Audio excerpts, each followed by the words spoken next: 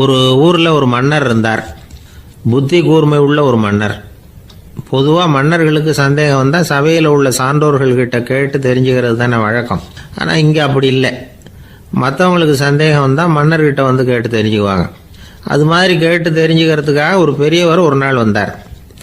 அவர் கையில் 3 பொம்மைகள் வச்சுருந்தார். 3 ஒரே மாதிரி பொம்மைகள், கொஞ்சம் கூட வித்தியாசம் தெரியல. ஏது இந்த பொம்மைன்னு கேட்டார் மன்னர். எனக்கு வேண்டியப்பட்ட ஒருத்தங்கிட்ட இருந்து இதை வாங்கிட்டு வந்திருக்கிறேன். நான் தான் அவன்கிட்ட இந்த பொம்மையை செஞ்சு கொடுக்கும்படியா கேட்டுக்கிட்டேன். அவன் ரொம்ப புத்திசாலி, அவன் தான் இதை செஞ்சு கொடுத்தான். ஆனால் அதில் ஒரு சிக்கல் அப்படின்னார். என்ன பிரச்சனைன்னு கேட்டிருக்கார் இவர். நான் அவன்கிட்ட கேட்டது 3 விதமான பொம்மைகளாக இருக்கணும்னு கேட்டேன். அவன் என்னடான்னா 3 ஒரே மாதிரியாக செஞ்சு கொடுத்துட்டான் அப்படின்னார். அவன்கிட்டயே கேட்கறது தானே அப்படின்னு இருக்காரு இவர். கேட்டேன், அவன் என்ன சொல்கிறான்னா இது 3 ஒரே மாதிரி பொம்மை கிடையாது, 3 விதம், ஒன்றுக்கு ஒன்று வித்தியாசம் இருக்குது. இந்த 3 பொம்மையும் 3 விதமான நண்பர்களுக்கு உதாரணங்கள் அப்படின்னு சொல்கிறான். எனக்கு ஒன்றும் புரியல, அதுதான் உங்ககிட்ட வந்தேன் அப்படின்னார். சரி, அந்த பொம்மைகளை இப்படி கொடுங்க அப்படின்னு வாங்கினார் மன்னர். எடுத்துக்கிட்டு உள்ளே போனார். கொஞ்ச நேரம் கழித்து வெளியில் வந்தார். அதுக்கப்புறம் சொன்னார், இதை பாருப்பா, அவன் சொன்னது சரிதான், 3 விதம் தான். இது இருக்குதே முதல் பொம்மை, இது உத்தமமான நண்பனுக்கு உதாரணம். இந்த 2வது பொம்மை இது மத்தியமமான நண்பனுக்கு உதாரணம். அந்த 3வது பொம்மை இருக்குதே அது மோசமான நண்பனுக்கு உதாரணம். இதை செஞ்சவன் உண்மையிலேயே பெரிய அறிவாளி தான் அப்படின்னாராம். வந்தவருக்கு ஒன்றும் புரியல. பார்த்தா ஒன்றும் வித்தியாசம் தெரியலையே அப்படின்னு அவன் குழம்பி போய் நிற்கிறான். இப்போ அந்த மன்னர் விளக்கம் கொடுக்குறார். அந்த 3 பொம்மையையும் எடுத்து முன்னாடி வச்சார். ஒரு மெல்லிய கம்பியை கையில் எடுத்தார். அந்த முதல் பொம்மை காதில் விட்டார். கொஞ்ச தூரம் உள்ளே போய் அப்படியே நின்றுட்டுது அந்த கம்பி. அப்புறம் 2வது பொம்மை காதில் அந்த கம்பியை விட்டார். அந்த கம்பி என்னாச்சுன்னா அப்படியே அது வாய் வழியாக வெளில வந்தது. 3வது பொம்மை காதில் கம்பியை செலுத்தினார். அது நேராக இன்னொரு காது வழியாக வெளியில் வந்தது. இப்போ இந்த முதல் வகை இருக்குதே, அது மாதிரியான நண்பர்கள் எப்படி தெரியுமா? நம்ம கஷ்டத்தை அவங்கக்கிட்ட சொன்னால் பேசாமல் கேட்டுக்குவாங்க. வெளியில் அதை யாருக்கிட்டையும் சொல்லிகிட்டு இருக்க மாட்டாங்க. வெளியில் தெரியாமல் நமக்கு உதவி பண்ணுவாங்க. செஞ்சுட்டு அதை நான் தான் செஞ்சேன்னு சொல்லிகிட்டு இருக்க மாட்டாங்க. அதுதான் கம்பி ஒரு காது வழியாக போய் உள்ளே நின்றுட்டுது.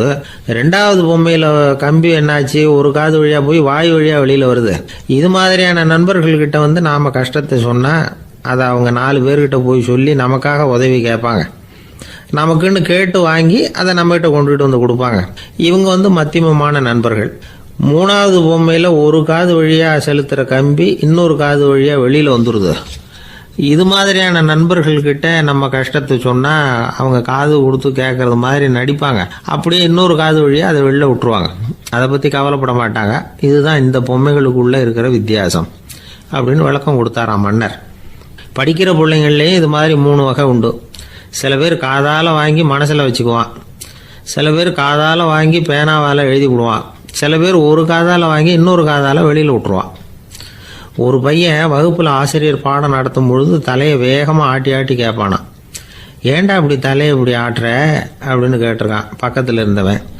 தலையை ஆட்டினா தாண்டா ஒரு காது வழியாக உள்ளே போகிறது, இன்னொரு காது வழியாக வெளியில் வேகமாக வெளில போகும் அப்படின்னானா அந்த பையன். ஒரு ஊரில் ஒரு பெரிய செல்வந்தர் இருந்தார். பணத்துக்கு பஞ்சம் இல்லை. அதனால் இந்த உலகத்தில் முடியாத காரியம் எதுவும் இல்லைன்னு நினச்சார். பணம் இருந்தாலே அந்த நினப்பு தானாக வந்துடும்.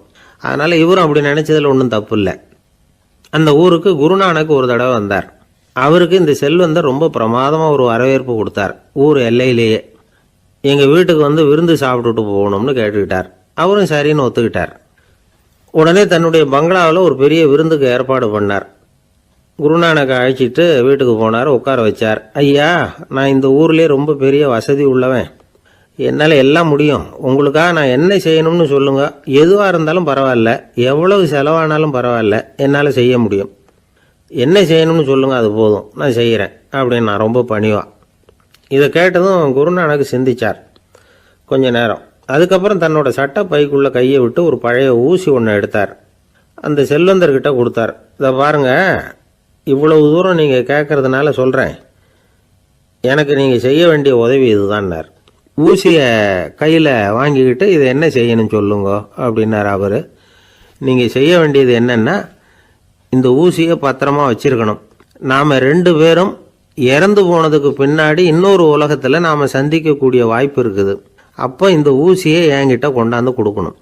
இதுதான் நீங்கள் எனக்காக செய்ய வேண்டிய உதவி அப்படின்னார் குருநானக் லேசாக சிரிச்சுக்கிட்டே. இதை கேட்ட உடனே இந்த பெரியவர் முழிக்க ஆரம்பிச்சிட்டார். அது எப்படிங்க, நான் சாகிறப்ப எப்படி இந்த ஊசியை எடுத்துக்கிட்டு இன்னொரு உலகத்துக்கு வர முடியும்னார். ஊசி மாதிரி ஒரு சின்ன பொருளை கூட இந்த உலகத்தை விட்டு நாம் போகிறப்ப எடுத்துகிட்டு போக முடியாதுங்கிறப்போ உங்களோட செல்வத்தையெல்லாம் எப்படி அங்கே எடுத்துகிட்டு வர போகிறீங்க அப்படின்னு கேட்டார் குருநானக். அதுக்கப்புறம் தான் அந்த பெரியவர் யோசிக்க ஆரம்பித்தாராம். குருநானக் சொல்கிறார், இதை பாருங்கள், நாம் செய்கிற நல்லது கெட்டது தான் கடைசி வரைக்கும் நம்ம கூட இருக்கும். அடுத்தவங்க நல்லா இருக்கணுங்கிறதுக்காக பொருளை செலவு செய்யணும். அப்படி செய்யலைன்னா எந்த பிரயோஜனமும் இல்லை அப்படின்னார். அதுக்கப்புறம் தான் அந்த செல்வந்தரின் அறிவு கண் திறந்து தான் உடனே குருநானக்கை வணங்கினார். ஐயா, என்கிட்ட இருந்த ஆணவம் போயிட்டுது, இனிமேல் என்கிட்ட இருக்கிற செல்வத்தை நல்ல வழியில் செலவழிப்பேன் அப்படின்னாராம். நம்மகிட்ட இருக்கிற பணம் எப்பவும் நம்ம கூடவே வந்துக்கிட்டு இருக்காதுங்கிறதுக்கு இது ஒரு உதாரணம். அதுக்காக நாம் பணம் சேர்க்கறத பற்றி கவலைப்பட வேண்டியதில்லை, பேசாமல் படுத்து தூங்கிக்கிட்டு இருந்தால் போதும் அப்படின்னு இதுக்கு அர்த்தம் பண்ணிக்கப்படாது. முறையான வழியில் பணம் சேர்க்கணும், அதை முறையான வழியில் செலவு பண்ணணும். அதனால் ஏற்படக்கூடிய மன நிறைவு இருக்குது பாருங்கள், அது அனுபவித்தவங்களுக்கு தான் தெரியும். சொர்க்கத்துக்கு போகிறவங்க இங்கேருந்து பணத்தை எடுத்துகிட்டு போக முடியாது. ஆனால் நம்ம செல்வத்தை இங்கே மற்றவங்களுக்கு பயன்பட செய்து அதனால் ஏற்படுற புண்ணியம் இருக்குது பாருங்கள், அதை எடுத்துகிட்டு போக முடியுமா. இதுதான் ஆன்மீகவாதிகள்லாம் சொல்கிற கருத்து. ஜான் நியூட்டன் ஒருத்தர், அவர் சொன்னார், நான் எப்போவாவது சொர்க்கத்துக்கு போய் சேர்ந்தேன்னா அங்கே 3 அதிசயங்களை பார்ப்பேன்னார். என்னன்னு கேட்டாங்க. நான் யார் யார் இருக்க மாட்டாங்கன்னு நினச்சிக்கிட்டு இருந்தானோ அவங்களில் சில பேர் அங்கே இருப்பாங்க, அது ஒரு பெரிய அதிசயம்னார். சரி, அடுத்தது என்ன? 2வது அதிசயம் என்னன்னா, அங்கே இருப்பாங்கன்னு நான் எதிர்பார்த்த சில பேர் அங்கே இருக்க மாட்டாங்க அப்படின்னார். சரி, 3வது பெரிய ஆச்சரியம் என்ன அப்படின்னா, நான் அங்கே இருக்க பாருங்க, அதுதான் அந்த 3வது அதிசயம் அப்படின்னாராம். இருட்ட கண்டா பயம் உண்டாவதே அது ஏன்? இப்படி ஒரு கேள்வியை ஒரு பெரியவர்கிட்ட கேட்டாங்க. அதுக்கு அவர் பதில் சொல்றார், மனிதனுடைய ஆதிகால வாழ்க்கையில தொற்றிக்கொண்ட பயம் இது வேரூன்றி இருக்குது, இன்னமும் போகல. 50,000 வருஷங்களுக்கு முன்னாடி மனுஷன் குகைகளில் வாழ்ந்தான். பகல்ல பயம் இருக்காது, ராத்திரியில மிருகங்கள் தாக்கும், கொல்லும், நிம்மதியா தூங்க கூட முடியாது. அதனால இந்த மனுஷனுக்கு இரவுன்னா மரணம், பயம் அப்படின்னு பழகி போச்சு. மனிதர்களுடைய எல்லா மனசையும் சேர்த்து மொத்தமா ஒரு மனசு உண்டு. மனிதர்களுடைய நினைவு இந்த மொத்த மனசுல பதிஞ்சிருக்கு, பரவுது. இந்த மொத்த மனசுல இருட்டு பற்றிய பயம் பதிந்து நீடிக்குது அப்படிங்கிறார் அவர். இந்த காலத்துல இரவை பகலாக்கிறதுக்கு எவ்வளவோ விளக்குகள்லாம் வந்தாச்சு. ராத்திரியிலேயும் மிருகங்கள் தாக்குங்கிற நிலைமை இல்லை. பாதுகாப்பான வீடுகள், விலங்குகளும் விலகி போயிட்டு, விலங்குகள்லாம் விலகி போயிட்டு, வீடுகளும் பாதுகாப்பா இருக்குது. சரி, இருந்தாலும் அந்த பழங்கால பயம் இருட்டு பயம் இன்னமும் மனுஷனை விட்டு போகல. இன்னொரு விஷயம் என்னன்னா, இருட்டில இருந்து வெளிச்சத்துக்கு வராத மனிதர்கள் இன்னைக்கு அதிகம். ஒரு ஆளு ஆத்துக்கு மீன் பிடிக்கிறதுக்காக போனான், இன்னும் விடியல, அதுக்குள்ள வலையை எடுத்துட்டு கிளம்பி போயிட்டான். வெளிச்சம் வர்றதுக்கு முன்னாடியே போய் சேர்ந்துட்டான். விடிகிற வரைக்கும் என்ன பண்றது, சும்மா கரையிலேயே உட்காந்து காலாட்டிக்கிட்டு இருக்கிறான். காலில் ஏதோ ஒரு சின்ன மூட்டை தட்டுப்பட்டுது. இருட்டில் அது என்னன்னு சரியா தெரியல. மூட்டைக்குள்ள சின்ன சின்ன கல்லா நிறைஞ்சி இருக்குது. சும்மா பொழுது போகணுமேங்கிறதுக்காக இவன் அந்த மூட்டைக்குள்ள இருந்து ஒவ்வொரு கல்லா எடுத்து ஆத்துல வீசிக்கிட்டு இருக்கிறான். விடிகிற வரைக்கும் வேற வேலை இல்லைங்கிறதுனால எப்படி செஞ்சுக்கிட்டே உட்காந்துருக்கிறான். கிழக்க மெதுவா வெளிச்சம் தெரிய ஆரம்பிச்சது, பொழுது விடியறதுக்கான அறிகுறி. இதுக்குள்ள அந்த மூட்டையில இருந்த எல்லா கல்லையும் எடுத்து வீசி எறிஞ்சுட்டான். கடைசியா ஒரே ஒரு கல் மட்டும்தான் கையில பாக்கி இருந்தது. வெளிச்சம் வந்ததும் அந்த கல்லை பார்த்தான், அப்படியே திகைச்சு போயிட்டான். அடடா, இது வரைக்கும் தெரியாம தப்பு பண்ணிட்டோமே அப்படின்னு நினைச்சான். ஏன் தெரியுமா, அவன் கையில இருந்தது வெறும் கல் இல்ல, விலை வசந்த ரத்தன கல். அது இருட்டுல என்னன்னு புரியாததுனால மூட்டையில இருந்த எல்லா ரத்தன கல்லையும் ஆத்துல வீசி எறிஞ்சிருக்கிறான். இப்போ அவனுக்கு அழுகையே வந்துடும் போல இருந்தது. வாழ்க்கையை வசதி ஆக்கிக்கிறதுக்கான வாய்ப்பு அவனுக்கு இருந்தது, இருந்தாலும் இருட்டுல அதை இழந்துட்டான். அந்த வகையில அவனுக்கு கொஞ்சம் அதிர்ஷ்டம் இருந்திருக்குது. அதாவது ஏதோ ஒரு வகையில இருந்திருக்குது. அதனாலதான் அந்த கடைசி கல்லை எரியறதுக்குள்ள வெளிச்சம் வந்துட்டுது.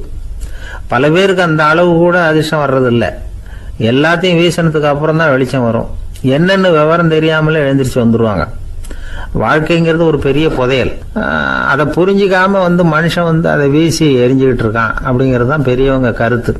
சில பேருக்கு புரிஞ்சுக்கிற நேரம் வரும், அதுக்குள்ள வாழ்நாள்லாம் ஓடி போயிருக்கும். அதுக்கப்புறம் என்ன பண்றது? நம்மால் ஒருத்தன் கையில் ஒரு சின்ன பையோட வந்துகிட்டு இருந்தான். பை உள்ள ஏகப்பட்ட நகைகள், ரத்தன கல் எல்லாம் இருக்கு. வந்துகிட்டு இருந்தவன் திடீர்னு அந்த பையை அப்படியே ஒரு குளத்துல வீசி எறிஞ்சுட்டான். மகான்கள் தான் இப்படி பற்று இல்லாம இருப்பாங்க. என்னங்க இது, விலை மதிப்புள்ள அந்த பையை இப்படி குளத்துல வீசி எறிஞ்சுட்டீங்களே, இதுக்கு என்ன அர்த்தம் அப்படின்னு கேட்டார் அவன் கூட வந்தவர். அவன் மெதுவா இவர் காதோட காதா சொல்றான், ஒரு போலீஸ்காரர் பின்னாடி வந்துகிட்டு இருக்கிறார், அவர் போனதுக்கு அப்புறம் இதை எடுத்துக்குவேன் அப்படிங்கிறான். ஒரு கணவன் மனைவி எப்போ பார்த்தாலும் அவங்க 2 பேருக்கும் இடையில சண்டை வந்துக்கிட்டே இருந்தது. இதில் என்ன ஆச்சரியங்கிறீங்களா? நான் அதுக்காக சொல்ல வரல, இது வேற விஷயம். அதாவது சண்டை போடாமல் இருக்கிறதுக்கு வழி சொல்கிற தகவல் இது. நான் சொன்ன அந்த கணவன் மனைவி எப்படின்னா, கணவன் ஒரு வார்த்தை சொன்னால் மனைவி கிட்டேருந்து 2 வார்த்தை பதிலாக வரும். இதுக்கு கணவன் கிட்டேருந்து 4 வார்த்தை பதிலாக வரும். இப்படி வார்த்தைகள் பெருகி போய் கடைசியில் வம்புல வந்து முடியும். அந்த அம்மா பொறுத்து பார்த்தாங்க, அவங்களால தாக்கு பிடிக்க முடியல. பக்கத்து வீட்லேயும் ஒரு கணவன் மனைவி இருந்தாங்க, அவங்களுக்குள்ள சண்டை வர்றதில்லை.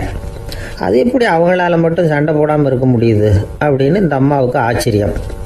ஒரு நாள் நேராக பக்கத்து வீட்டு அம்மாக்கிட்டே போய், ஏம்மா நீங்கள் எப்படி கணவனும் மனைவியும் சண்டை போட்டுக்காமல் இருக்கிறீங்க, அது எப்படி முடியுது உங்களால் அப்படின்னு கேட்டாங்க. அதுக்குன்னு ஒரு மருந்து இருக்குது, அதை சாப்பிட்டா சண்டை வராது அப்படின்னாங்க அவங்க. சரிங்க, அந்த மருந்தை அவர் சாப்பிட மாட்டேன்னு சொல்லிட்டா என்ன பண்ணுறது அப்படின்னு கேட்டிருக்கிறாங்க இவங்க. அந்த மருந்து அவருக்கு இல்லைம்மா, உனக்கு தான் அப்படின்னாங்களாம் அவங்க. அப்படியா, அப்படின்னா கொடுங்க, ரொம்ப நல்லதாக போச்சு. அதை எப்படி சாப்பிட்றதுங்கிற விவரத்தையும் சொல்லுங்கள், எங்கே அது கிடைக்குங்கிறதையும் சொல்லுங்கள், வாங்கிக்கிறேன் அப்படின்னு கேட்டாங்களாம் இவங்க. வேறு எங்கேயும் போய் வாங்க வேண்டாம், என்கிட்டே இருக்க அந்த மருந்து அதில் கொஞ்சம் தர்றேன், வாங்கி வச்சுக்க. உன் வீட்டுக்காரர் உன்னோட சண்டையை ஆரம்பிக்கிற போகலாம் நீ இந்த மருந்தில் ஒரு அவுன்ஸ் வாயில் ஊற்றிக்கணும்.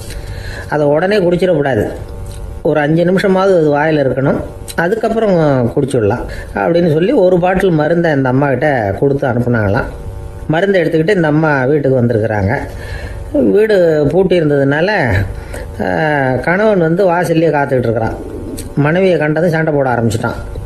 வீட்டை பூட்டி விட்டு எங்கே போய் தொலைஞ்ச, எவ்வளோ நேரமாக ஒரு மனுஷன் வாசல்லையே காத்துட்டு கிடக்கிறது அப்படி இப்படின்னு கத்த ஆரம்பிச்சிட்டான்.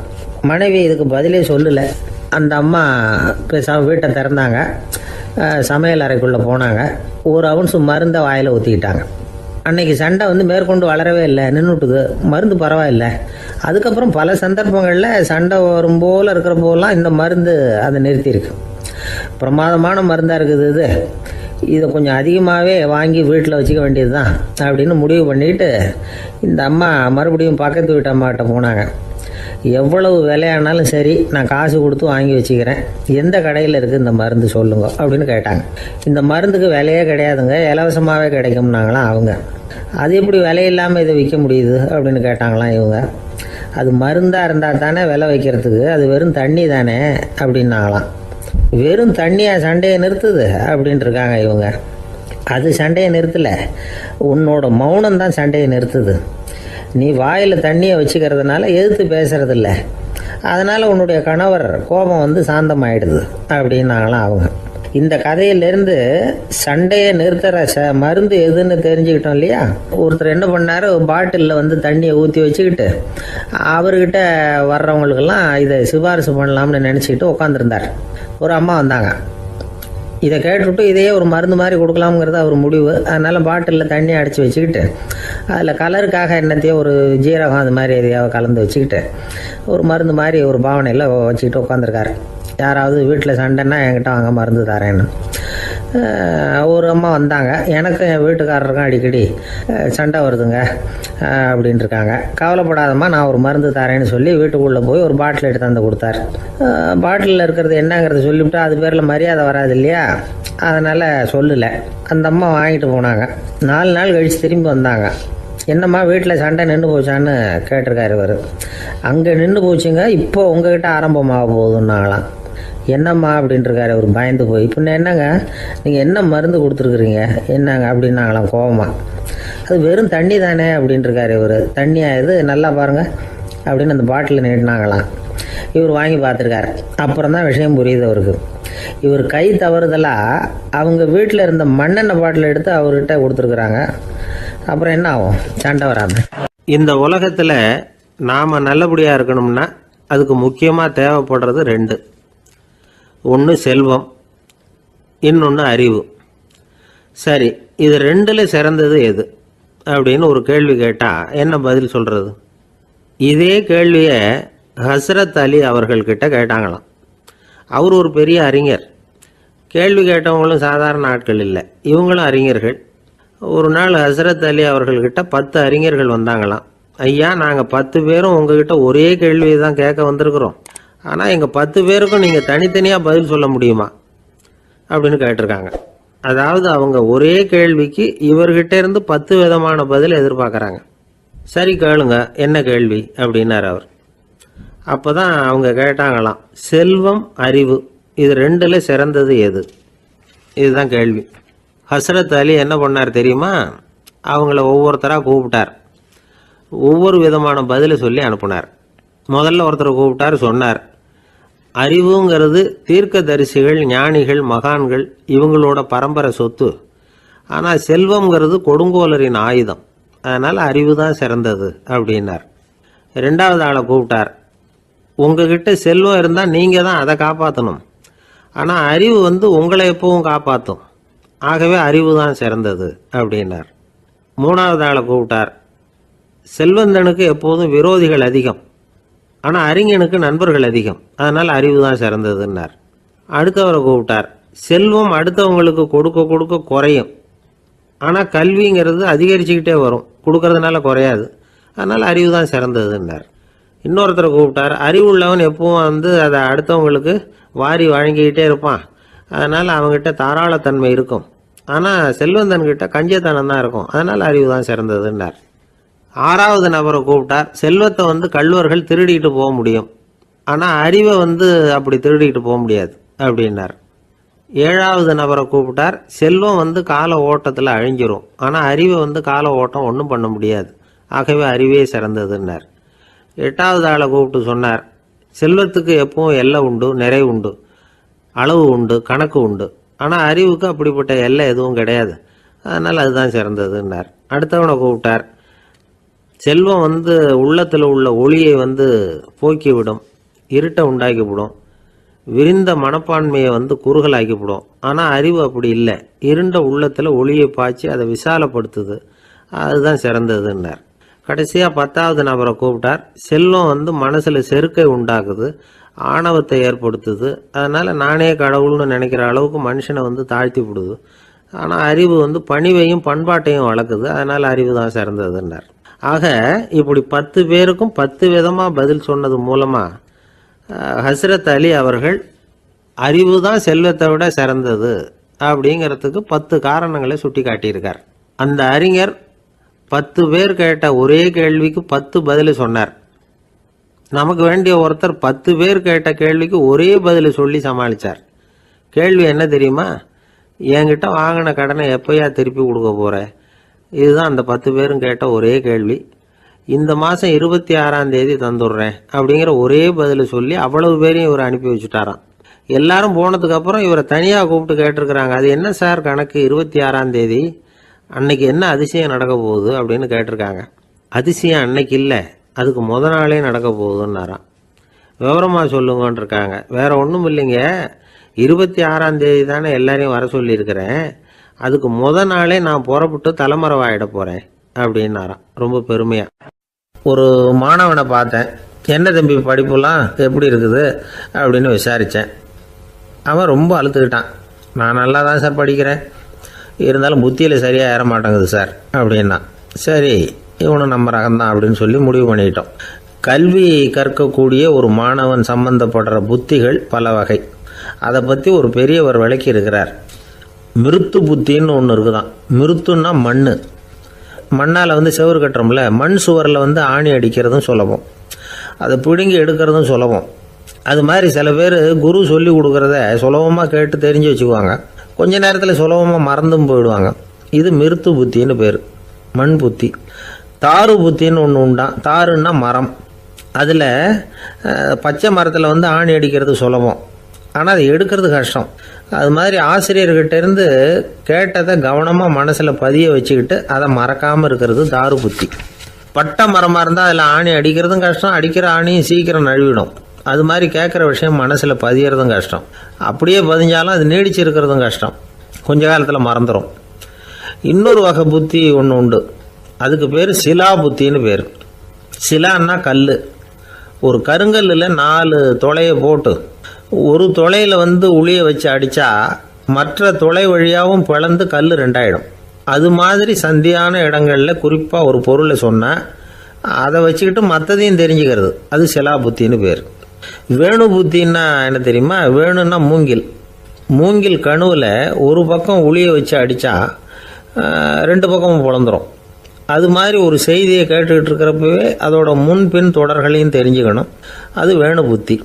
தைல புத்தின்னு ஒன்று உண்டு. தைலம்ங்கிறது எண்ணெய்.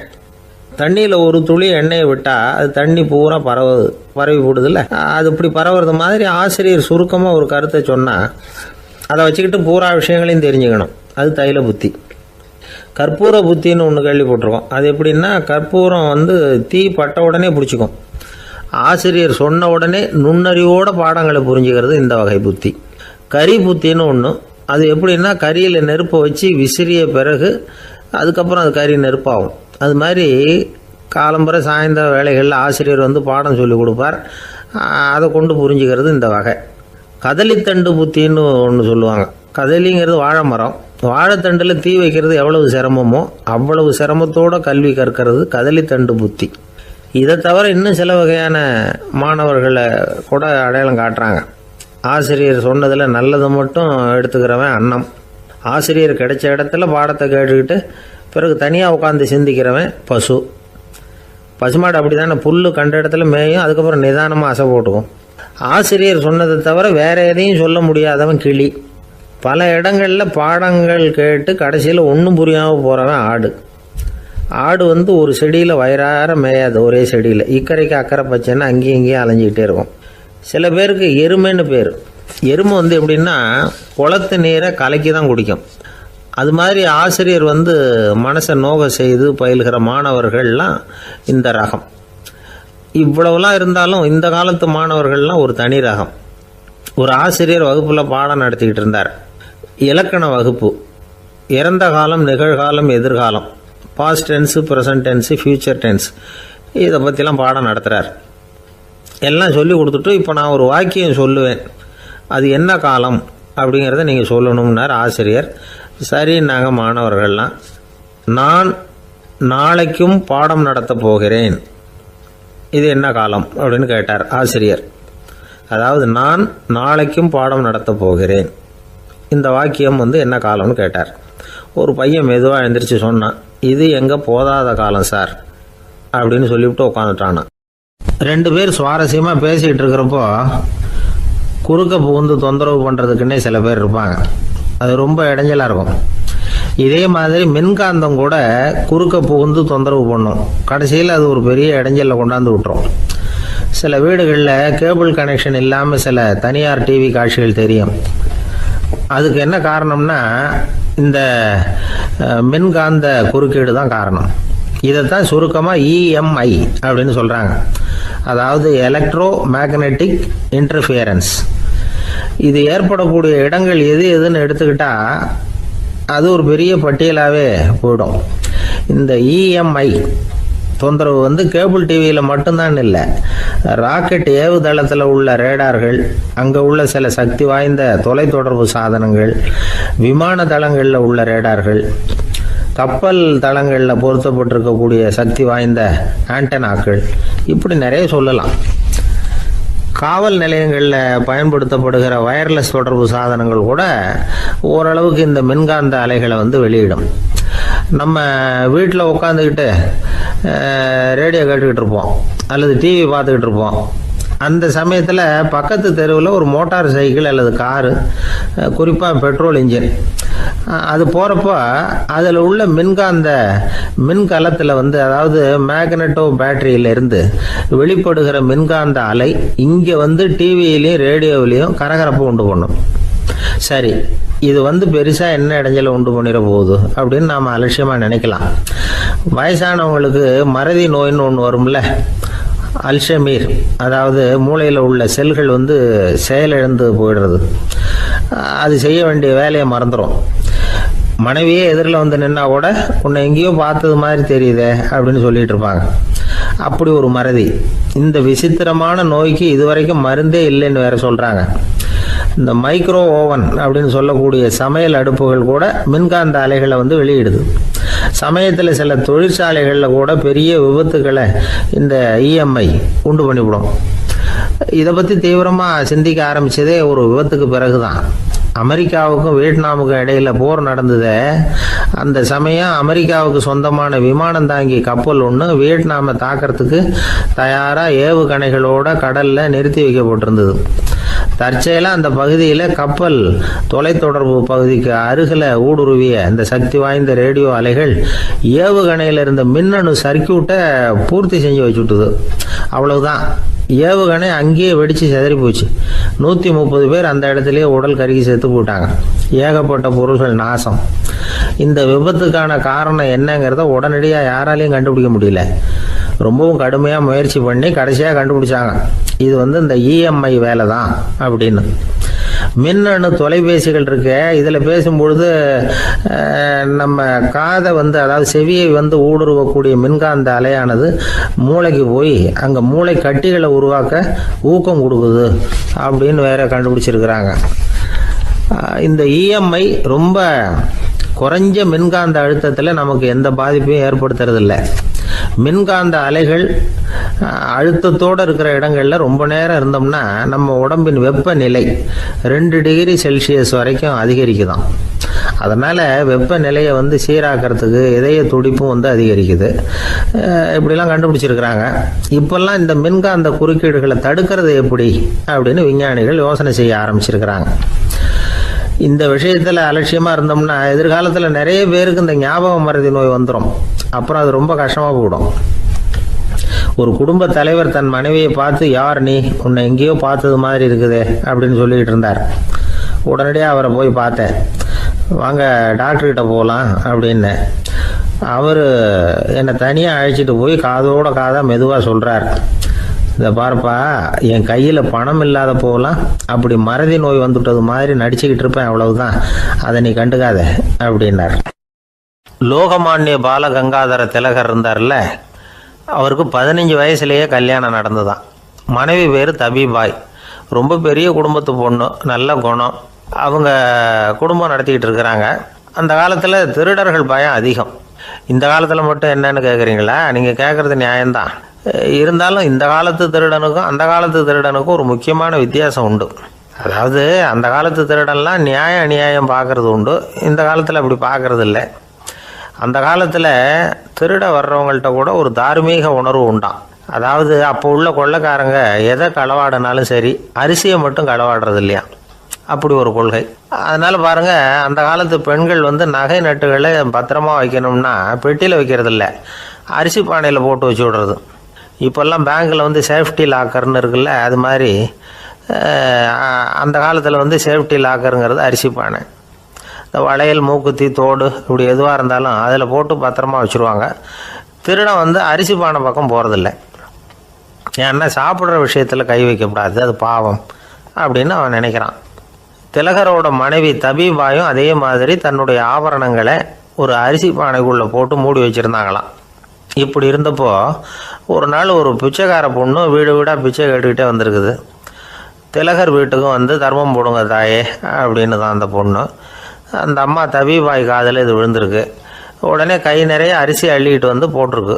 பாத்திரத்தில் அரிசியை போட்டதுக்கு அப்புறம் தான் தெரியுது, பளிச்சுன்னு கண்ணில் படுது. அதாவது அந்த அம்மாவோட வைர மூக்குத்தி ஒன்று அரிசியோடு சேர்ந்து அந்த பிச்சைக்கார பொண்ணு பாத்திரத்தில் போய் விழுந்துட்டுது.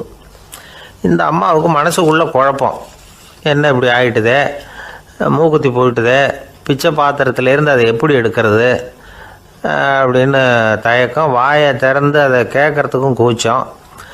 திண்ணையில் உட்காந்துருந்த திலகர் இவ்வளவையும் பார்த்துக்கிட்டு இருக்கிறார். மனைவியின் மனசுக்குள்ளே நடக்கிற மௌன போராட்டத்தை அவர் நல்லா புரிஞ்சுக்கிட்டாராம். மனைவியை பார்த்து சொன்னாராம், தபிபாய், இது வந்து தெய்வ சம்மதம், அவளுக்கு சேர வேண்டிய மூக்குத்தி அவகிட்ட போயிட்டுது, பிச்சை பாத்திரத்தில் விழுந்த மூக்குத்தியை எடுக்க வேணாம் அப்படின்னாராம். சரின்னு சொல்லிவிட்டு மேற்கொண்டு எதுவும் சொல்லாமல் அந்த அம்மா வீட்டுக்குள்ளே போயிட்டாங்களாம். இந்த காலத்துலலாம் அது மாதிரி நடக்குமா? வெறும் அரிசியை போட்டுட்டு விவகாரம் பண்ணிகிட்டு இருக்க மாட்டோமா? ஒரு பெரிய மனுஷன் வீட்டுக்கு ஒரு பிச்சைக்காரன் வந்தான். ஐயா, நாங்கள் பிச்சைக்காரங்கள்லாம் சேர்ந்து ஒரு சங்கம் வச்சுருக்குறோம், அதுக்கு நிதி சேர்க்குறோம், அதுக்கு ஒரு 100 ரூபா கொடுத்தீங்கன்னா எங்களுக்கு பெரிய உதவியாக இருக்கும் அப்படின்னானா. அதெல்லாம் ஒன்றும் கொடுக்க முடியாது போ அப்படின்னாரான் அவர். அப்படின்னா ஒரு 50 ரூபாயாவது கொடுங்களேன் அப்படின்ட்டுருக்கான். அதுவும் முடியாதுன்னு சொல்லிவிட்டார். 25 ரூபா அப்படின்ட்டுருக்கான். எதுவும் முடியாது அப்படின்னாரான். சரிங்க, இவ்வளவு பெரிய வீட்டுக்கு வந்துட்டு வெறுங்கையோடு திரும்புறது நல்லா இருக்காது, அதனால் சும்மா ஒரு 1 ரூபா மட்டுமாவது கொடுங்க அப்படின்ட்டுருக்கான் அவன். ஒரு பைசா கூட என்கிட்ட கிடையாது அப்படின்னு விட்டாரான் இவர். அப்படின்னா நீங்கள் ஒரு காரியம் பண்ணுங்களேன் அப்படின்னானா அவன்.